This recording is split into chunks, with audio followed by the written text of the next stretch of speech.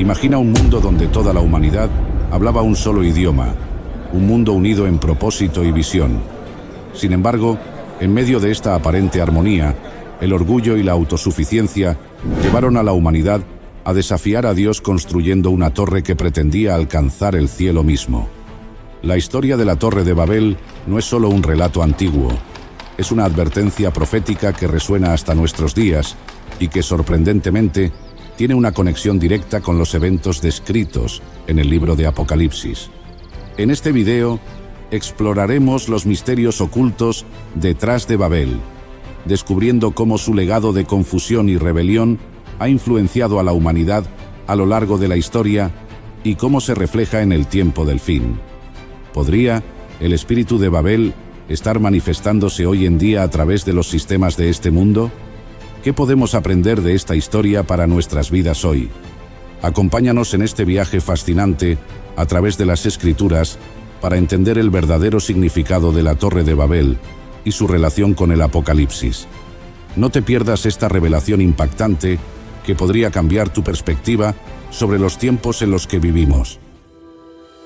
Desde los albores de la humanidad, el deseo de grandeza ha impulsado a los hombres a desafiar los límites impuestos por Dios. Uno de los relatos más emblemáticos de esta ambición desmedida es la historia de la Torre de Babel. En Génesis 11, la humanidad, unida por un solo idioma, se propuso construir una torre cuya cúspide llegara hasta el cielo. «Hagámonos un nombre», dijeron, buscando evitar ser esparcidos por toda la tierra. Pero Dios, en su soberanía, descendiendo para ver la obra de sus manos, confundió sus lenguas y dispersó a los constructores por toda la faz de la tierra. Este evento no solo nos habla de la soberbia humana, sino también del deseo profundo de los hombres de alcanzar el cielo por sus propios medios. Babel no es solo un acontecimiento histórico, sino un espejo que refleja el corazón del hombre moderno, siempre en la búsqueda de la autosuficiencia, alejándose de Dios. A lo largo de las Escrituras vemos cómo esta historia se repite.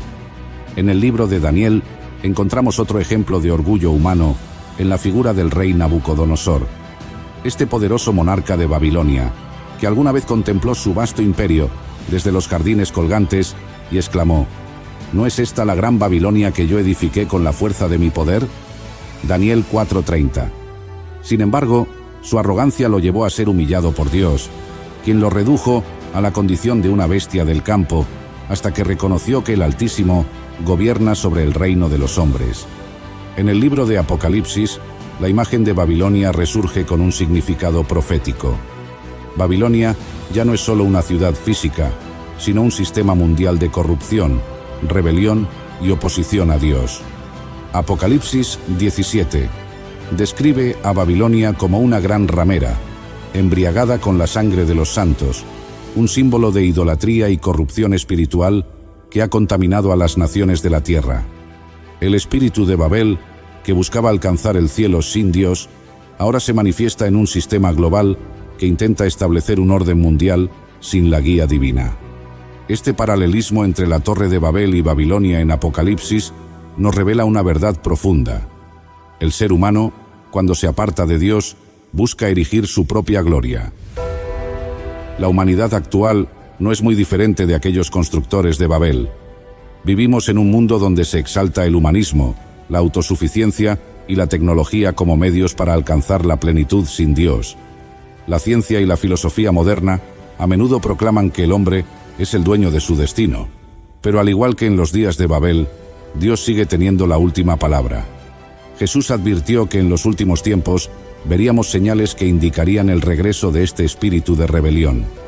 Mateo 24 nos habla de una época de gran tribulación, donde la iniquidad se multiplicará y el amor de muchos se enfriará. Babilonia, el sistema del anticristo, tomará forma en un gobierno mundial que desafiará abiertamente a Dios y perseguirá a su pueblo. Sin embargo, la historia de la Torre de Babel también nos enseña una lección de esperanza. A pesar de la confusión y la dispersión, Dios siempre tiene un plan redentor. Así como dispersó a los constructores de Babel, también reunió a las naciones a través del sacrificio de Cristo en la cruz. En Pentecostés, descrito en Hechos 2, Vemos cómo Dios restauró el lenguaje espiritual cuando el Espíritu Santo descendió sobre los apóstoles, permitiendo que cada uno escuchara las maravillas de Dios en su propia lengua. Donde una vez hubo confusión, Dios trajo unidad en el Espíritu. La pregunta que debemos hacernos hoy es: ¿estamos edificando nuestra vida en Cristo o seguimos levantando torres de autosuficiencia? La palabra nos insta a construir sobre la roca, que es Cristo, porque cualquier otro cimiento es arena y será destruido cuando vengan las tormentas de la vida. El Apocalipsis nos advierte que Babilonia caerá. El sistema del mundo será juzgado, y solo aquellos que hayan depositado su confianza en Cristo serán salvos. Por eso, Dios nos llama a salir de Babilonia, a no participar en sus pecados ni ser partícipes de su juicio. No podemos ignorar las señales de los tiempos. La tecnología, la globalización y la unidad de las naciones bajo un mismo sistema económico y político nos recuerdan a la Torre de Babel. Pero así como Dios intervino entonces, intervendrá nuevamente. Él vendrá a establecer su reino eterno, donde no habrá más confusión ni rebelión, sino una paz duradera bajo su justo gobierno. Es tiempo de examinar nuestro corazón. ¿Estamos viviendo en obediencia a Dios o estamos construyendo nuestras propias torres? ¿Dependemos de Él o confiamos en nuestras fuerzas? La historia de Babel nos enseña que todo intento humano de alcanzar el cielo sin Dios está condenado al fracaso. Pero si nos humillamos y buscamos su rostro, Él nos guiará a la verdadera ciudad celestial, la Nueva Jerusalén, donde habitaremos con Él para siempre. La historia de la Torre de Babel nos ofrece una lección espiritual profunda y atemporal que resuena con la vida actual de la humanidad. Desde los tiempos antiguos hasta nuestros días, el deseo del ser humano por alcanzar grandeza independiente de Dios ha sido una constante. La construcción de Babel representó un intento de la humanidad por establecer su propio camino, erigiendo una estructura que simbolizaba autosuficiencia, orgullo y desobediencia a los mandatos divinos. Sin embargo, la respuesta de Dios a este acto nos muestra la necesidad de depender de Él en todo momento. Hoy en día, el espíritu de Babel sigue presente en el corazón de la humanidad. Nos encontramos en un mundo donde el humanismo, el materialismo y la autosuficiencia han tomado el centro de nuestras vidas. Se nos enseña a confiar en nuestras propias fuerzas, a construir nuestras propias torres de éxito, fama y poder. Sin embargo, al igual que en los tiempos antiguos, cuando Dios descendió y confundiendo el lenguaje de la humanidad, dispersó a las naciones, también hoy nos recuerda que toda construcción apartada de Él está destinada a la confusión y el fracaso. Uno de los paralelismos más evidentes entre la historia de Babel y los tiempos actuales se encuentra en la religión apóstata mencionada en Apocalipsis. La Babilonia profética representa un sistema mundial que, como en Babel, busca desafiar a Dios y establecer su propio reino en la tierra.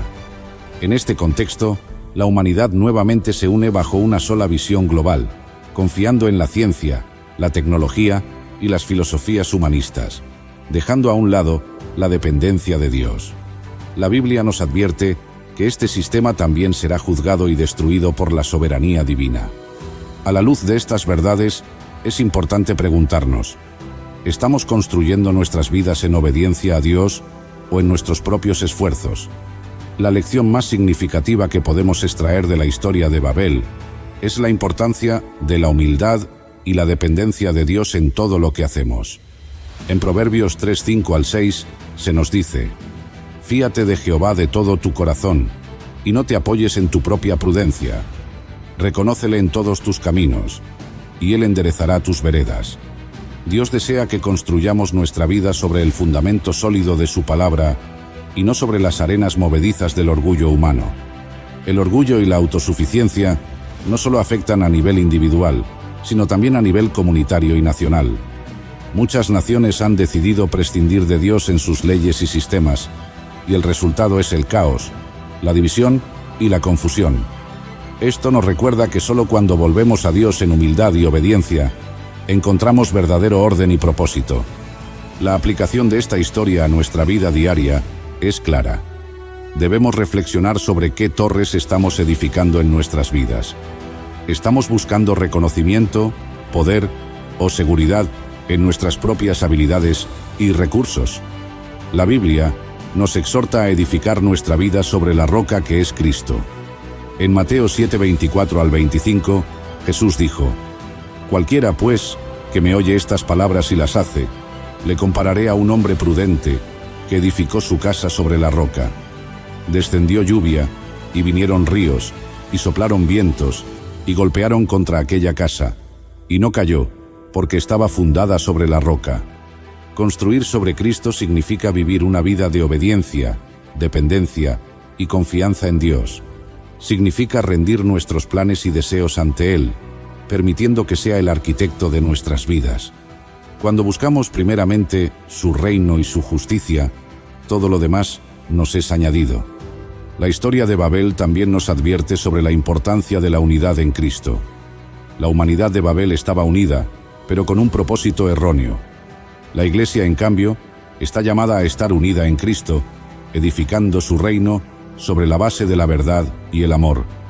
Debemos asegurarnos de que nuestra unidad esté centrada en la voluntad de Dios y no en los intereses humanos. Así como Dios dispersó a la humanidad en Babel para que dependiera de Él, también hoy nos llama a volvernos a Él, a confiar en su dirección y a edificar nuestras vidas en obediencia y fe. Si aprendemos de esta historia, evitaremos la confusión y encontraremos la verdadera plenitud en Cristo. ¿Alguna vez te has preguntado de qué murió realmente Jesús en la cruz? Sabemos que fue crucificado, que sufrió intensamente, pero ¿qué fue lo que causó su muerte? Algunos creen que fue la asfixia, otros dicen que la hemorragia o un paro cardíaco. Pero la verdad que está a punto de descubrir en este video podría sorprenderle incluso si ha escuchado esta historia toda su vida. En este emocionante recorrido exploraremos no solo las explicaciones médicas y científicas sobre la muerte de Jesús, sino también la profunda realidad espiritual que hay detrás de su sacrificio. Viajaremos a través de las Escrituras para descubrir por qué Jesús no fue una víctima, sino el protagonista de un plan divino que nos ofrece redención a todos. Imagina estar en Jerusalén aquel día, entre la multitud, observando cómo Jesús caminaba hacia el Gólgota, cargando la cruz que simbolizaba el peso de nuestros pecados. La tensión, la angustia, el sufrimiento, todo tuvo un propósito mayor.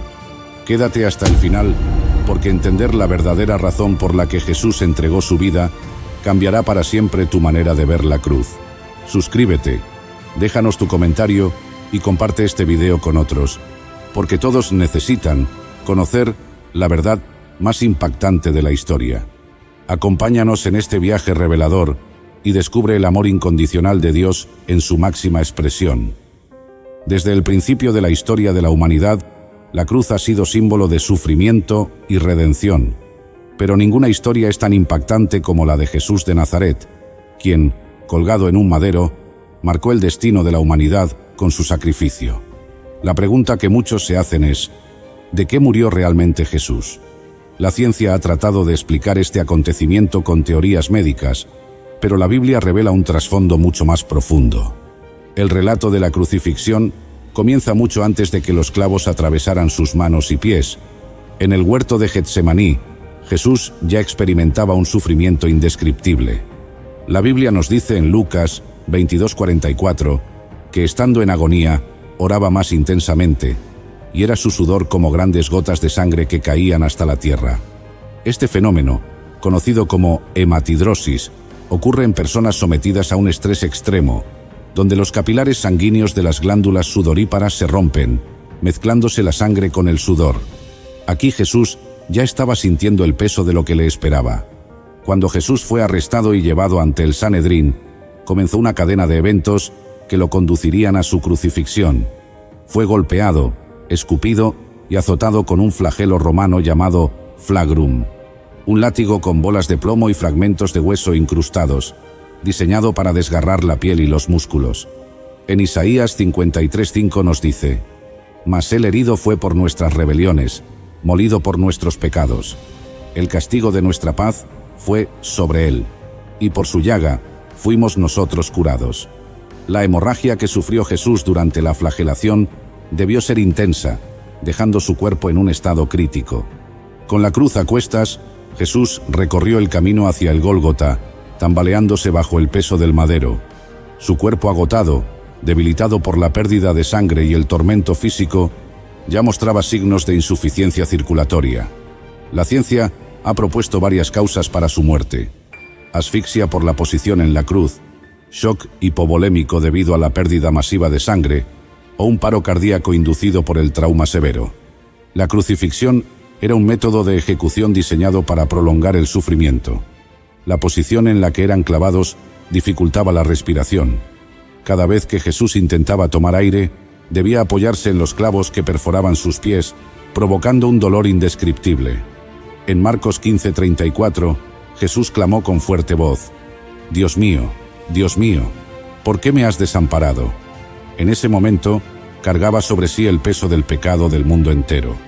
Pero la muerte de Jesús no fue causada solo por el sufrimiento físico. Juan 19:30 nos relata que antes de exhalar su último aliento, Jesús proclamó: consumado es. Luego, inclinó su cabeza y entregó su espíritu. La Biblia nos deja claro que Jesús no fue víctima de una muerte forzada. Él entregó su vida voluntariamente. En Juan 10:18, él mismo declaró: nadie me la quita, sino que yo de mí mismo la pongo. Tengo poder para ponerla, y tengo poder para volverla a tomar. Su muerte fue el acto supremo de amor y obediencia. Un pasaje impactante que complementa esta verdad se encuentra en la historia de Abraham e Isaac, en Génesis 22. Abraham fue llamado a sacrificar a su hijo Isaac, el hijo de la promesa, en el monte Moriah. Cuando estaba a punto de ofrecer a su hijo, Dios proveyó un carnero en su lugar. Esta historia es una poderosa tipología de la obra de Cristo en la cruz. Así como Abraham estuvo dispuesto a entregar a su hijo, Dios entregó a su unigénito, por amor a nosotros. Jesús es el Cordero de Dios que quita el pecado del mundo. En el momento de su muerte, la tierra tembló, el cielo se oscureció y el velo del templo se rasgó en dos. Esto marcó el acceso directo a la presencia de Dios para todos los que creen en Jesús como su Salvador. El sacrificio de Cristo no solo trajo redención, sino también reconciliación con el Padre. La historia de la cruz no termina con la muerte de Jesús. Al tercer día, resucitó con poder y gloria, demostrando que ni la muerte pudo retenerlo. Su resurrección es la evidencia de que Él es el Hijo de Dios y que su sacrificio fue suficiente para nuestra redención. Hoy, la cruz sigue siendo un recordatorio del amor incomparable de Dios por la humanidad. Nos desafía a vivir en gratitud, a rendirnos a Él y a compartir esta historia de esperanza con el mundo. La pregunta no es solo de qué murió Jesús, sino ¿por qué murió? Y la respuesta es simple y poderosa: murió por amor a ti y a mí. Que esta historia sagrada nos motive a reflexionar sobre nuestra relación con Dios. Si Jesús entregó su vida por nosotros, ¿no deberíamos nosotros vivir para Él? La cruz nos llama a vivir en santidad, a buscar a Dios de corazón y a proclamar su amor a un mundo que desesperadamente lo necesita. Jesús no murió simplemente por una causa física. Su amor fue lo que lo llevó a la cruz, y su amor es lo que nos da vida eterna. Maranata, Cristo viene pronto. Al reflexionar sobre este evento, debemos comprender que Jesús no murió por accidente ni por la voluntad de los hombres, sino porque así estaba profetizado desde los tiempos antiguos. Isaías 53 nos revela con asombroso detalle que el siervo sufriente sería herido por nuestras transgresiones, molido por nuestros pecados, y que el castigo de nuestra paz caería sobre él. Este pasaje no es solo una profecía cumplida, sino una invitación a meditar en la profundidad del amor de Dios. La cruz, símbolo de dolor y escarnio, se convirtió en el puente que nos reconcilia con nuestro Creador. Al considerar la relevancia de la muerte de Jesús en nuestra vida actual, debemos preguntarnos: ¿cómo afecta nuestra manera de vivir y relacionarnos con Dios? Primero, nos recuerda que el pecado tiene un precio. La cruz nos confronta con la gravedad de nuestra desobediencia y la necesidad de arrepentimiento sincero. No podemos mirar el sacrificio de Jesús con ligereza. Cada golpe, cada herida y cada palabra pronunciada en la cruz nos hablan de un amor que nos llama a vivir en santidad y obediencia. Además, la cruz de Cristo nos enseña sobre la gracia incondicional de Dios. La Escritura dice en Romanos 5:8 que mientras éramos pecadores, Cristo murió por nosotros. Esto nos muestra que no se trata de lo que podamos hacer para ganar el favor de Dios, sino de aceptar con humildad el regalo de la salvación. No importa cuán lejos estemos, la cruz nos invita a volver a los brazos de un Padre amoroso. En nuestra vida diaria, la muerte de Cristo nos desafía a vivir con un corazón agradecido. Cuando comprendemos la magnitud del sacrificio de Jesús, nuestra respuesta natural debería ser la gratitud expresada a través de nuestras acciones. Ya no vivimos para nosotros mismos, sino para aquel que murió y resucitó por nosotros. Esto implica vivir con generosidad, amor al prójimo y una disposición constante a compartir las buenas nuevas de salvación. Otro aspecto relevante para nuestra vida actual es la victoria sobre el temor y la muerte. La crucifixión de Jesús no fue el final, sino el principio de una nueva era de esperanza. Su resurrección al tercer día es la garantía de que el poder del pecado y la muerte han sido derrotados. Por lo tanto, como creyentes, podemos vivir sin miedo al futuro, confiando en que nuestras vidas están en las manos de aquel que tiene el control absoluto. La cruz también nos recuerda que el sufrimiento tiene un propósito. Jesús, en su momento de máximo dolor, encontró fortaleza en su relación con el Padre. Esto nos enseña que en medio de nuestras pruebas y dificultades, Dios tiene un plan perfecto para nuestro crecimiento y redención. Como dice la segunda carta a los Corintios 4:17, nuestra leve y momentánea tribulación produce en nosotros un cada vez más excelente y eterno peso de gloria. Finalmente, la cruz nos llama a compartir este mensaje con otros. La buena noticia de la muerte y resurrección de Cristo no está destinada a quedarse en nuestro corazón, sino a ser proclamada a todas las naciones. Debemos vivir con el compromiso de ser testigos de su amor, demostrándolo con nuestras palabras y acciones. El rey David, el hombre conforme al corazón de Dios, había gobernado Israel con fuerza y justicia. Sus días de gloria en el campo de batalla eran ahora un recuerdo distante. La edad avanzaba sin piedad y su cuerpo, alguna vez imponente, ahora temblaba de debilidad. Ya no tenía el vigor para blandir su espada ni la resistencia para cabalgar por los campos de guerra. Aunque su mente seguía lúcida, su cuerpo no podía mantener el ritmo del trono. El frío parecía apoderarse de sus huesos. Incluso cuando las mantas lo cubrían, sus sirvientes observaban con preocupación cómo el gran rey se debilitaba con cada amanecer. Las noches eran largas y solitarias en el palacio. David pasaba horas mirando hacia el techo de su cámara real, recordando los días de su juventud. La nostalgia le pesaba en el alma. Sus siervos, al ver que las mantas no bastaban para darle calor, comenzaron a idear una solución. «Mi señor, el frío le consume.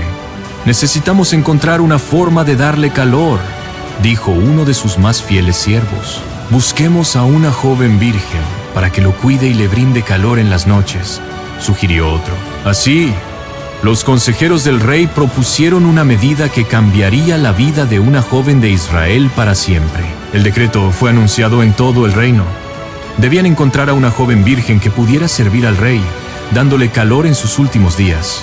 No se trataba de una esposa ni de una concubina, sino de una cuidadora especial que compartiría su lecho para proporcionarle abrigo. La noticia se extendió por toda la nación, y muchas familias se preguntaban quién sería la elegida para esta extraña y delicada tarea. En Sunem, un pequeño pueblo, vivía Abisag, una joven conocida por su belleza y dulzura.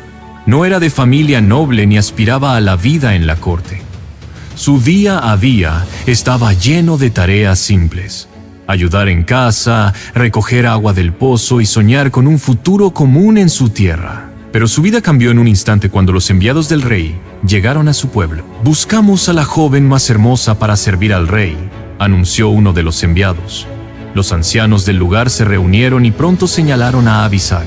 «Esta joven es la indicada. Su juventud y belleza son incomparables», dijeron con convicción.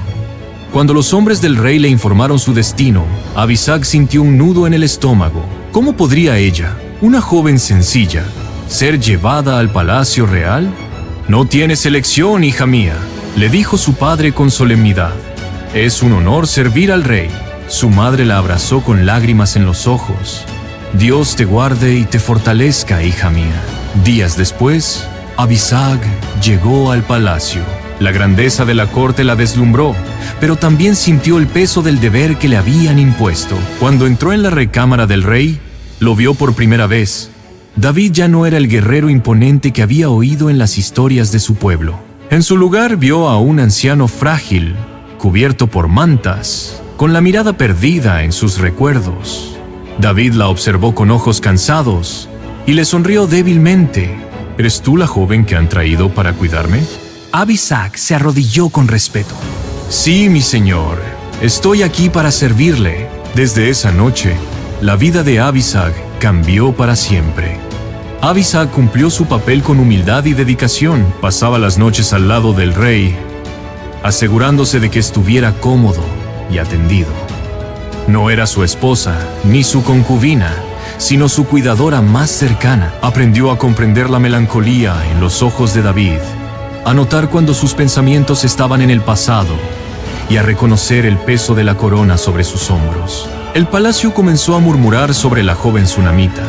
Algunos la veían con envidia, otros con curiosidad y muchos con indiferencia. Sin embargo, había quienes la consideraban una pieza clave en el futuro del reino. Su cercanía con el rey la convertía en un símbolo de influencia, aunque ella no tenía intenciones de aprovecharlo. «¿Quién es esa muchacha?», susurraban las doncellas en los pasillos.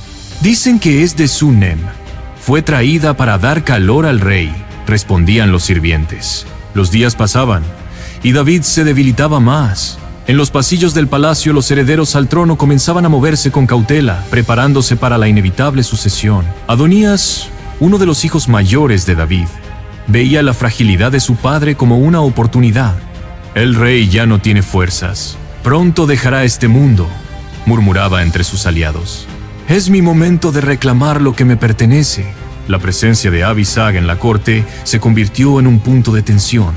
Aunque ella solo estaba allí para servir al rey, su papel pronto se tornaría crucial en la lucha por el trono. Sin saberlo, su destino estaba entrelazado con una conspiración que amenazaría la estabilidad del reino. El rey David finalmente falleció. La noticia se esparció rápidamente, y en el palacio se desató la tormenta. Adonías, creyendo que el trono le pertenecía, reunió a sus seguidores y se proclamó rey en secreto. «Ahora que mi padre ha muerto, el reino es mío», anunció con orgullo, pero su proclamación no pasó desapercibida. Cuando Salomón, el hijo de David elegido por Dios, escuchó lo sucedido, supo que debía actuar. Su madre, Betsabé, acudió a él. «Hijo mío, Adonías ha reclamado el trono. ¿Qué harás?». Salomón la miró con determinación. «Haré lo que es justo. Dios ya ha decidido quién debe reinar». Adonías, aún tramando su estrategia, se acercó a Betsabé y le hizo una petición sorprendente. «Pídele al rey que me conceda a Abisag como esposa», dijo con voz melosa. Betsabé frunció el ceño. «¿Por qué deseas casarte con ella?». «Porque fue la última en servir a mi padre. Si ella es mía, el pueblo me verá como el heredero legítimo», respondió Adonías. Cuando Salomón escuchó la petición, entendió la verdadera intención de su hermano. «Con esta petición, buscas tomar el trono», exclamó furioso. «Si de verdad pensabas desafiarme, entonces has firmado tu destino». Adonías fue ejecutado por traición y el reino quedó en manos de Salomón. El conflicto en la corte llegó a su fin con la ejecución de Adonías, pero la historia de Abisag no terminó allí. Aunque nunca buscó el poder ni la influencia, su nombre quedó ligado a la lucha por el trono. No fue más que un peón en los juegos políticos de la realeza, pero su presencia marcó una diferencia en la historia de Israel. Con Salomón en el trono, el reino entró en una nueva etapa de paz y prosperidad. Abisag, sin embargo, quedó en el anonimato, lejos de los conflictos palaciegos. No se sabe con certeza qué ocurrió con ella después, pero su historia sirve como un recordatorio de cómo incluso los más inocentes pueden verse atrapados en las ambiciones de los poderosos. La historia de Abisag nos deja varias enseñanzas. Nos muestra cómo la ambición desmedida puede llevar a la ruina, como sucedió con Adonías, quien intentó tomar el trono por medios engañosos y terminó perdiéndolo todo. También nos enseña que la verdadera autoridad viene de Dios y que, aunque los hombres intenten imponer sus planes, su voluntad siempre prevalece. Por otro lado, Abisag representa a aquellos que son arrastrados por el poder sin buscarlo. Su vida cambió por completo cuando fue llevada al palacio, pero ella nunca intentó aprovecharse de su posición. En tiempos donde muchos buscan su propio beneficio, su historia nos recuerda la importancia de la humildad y la fidelidad en cualquier circunstancia. En última instancia, el reinado de Salomón nos muestra cómo Dios cumple sus promesas. Él había elegido a Salomón como rey y nada pudo impedirlo. Así es con nuestros propios caminos. Si confiamos en Dios y seguimos su voluntad, no importa cuántos obstáculos se interpongan, su plan siempre se cumplirá. Gracias por acompañarnos en esta increíble historia. La vida de Abisag nos muestra cómo incluso los más inocentes pueden verse envueltos en luchas de poder. David, Salomón y Adonías jugaron sus cartas, pero al final la voluntad de Dios siempre se cumplió. Ahora, queremos saber tu opinión. ¿Cuál fue la parte que más te impactó? ¿La llegada de Abisag al palacio? ¿La traición de Adonías? ¿O la sabia decisión de Salomón? Déjanos tu comentario, te leemos. Y si te gustan estas historias bíblicas reveladas como nunca antes, suscríbete al canal y activa la campanita para no perderte la siguiente. Dinos también qué otra historia te gustaría ver en un próximo video. Nos vemos en la próxima historia y recuerda, la verdad siempre prevalece.